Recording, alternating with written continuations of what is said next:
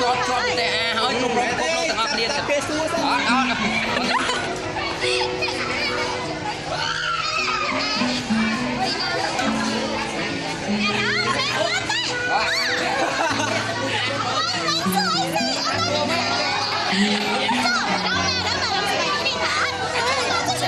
មកសួរវិញ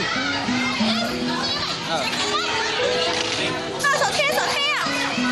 ស់បញ្ញាមកសុធាមានអស់បញ្ញាមកហើយសូមកាន់យុវជនឈ្មោះបញ្ញា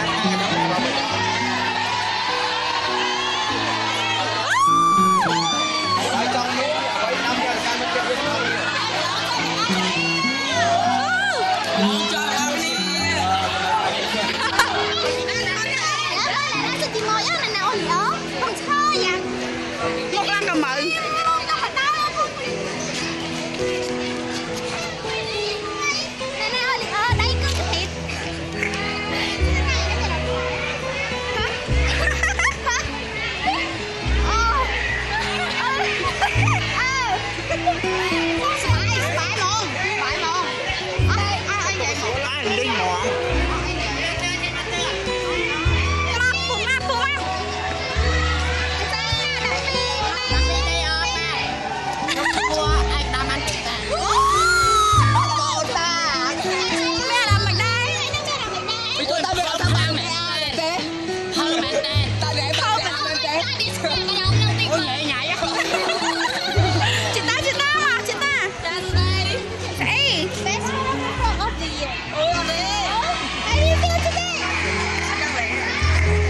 So sucky. No.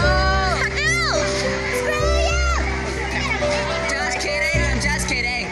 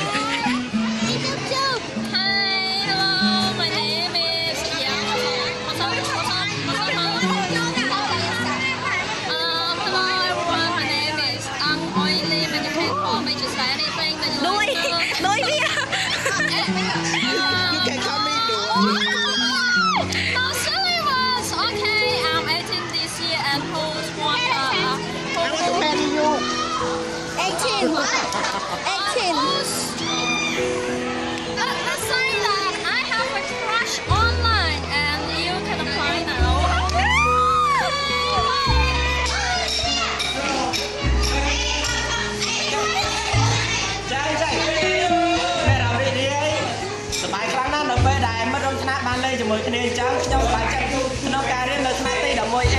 ព្រោះថ្នាក់ទី 11A មានគ្នាតែយល់ចិត្តគ្នាចេះច្រឡំគ្នា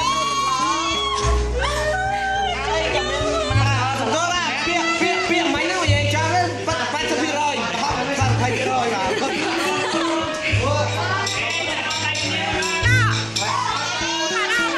មើលអ្នកនៅទីរបស់ខ្ញុំក៏បានឆ្កាច់ម្ដងហើយ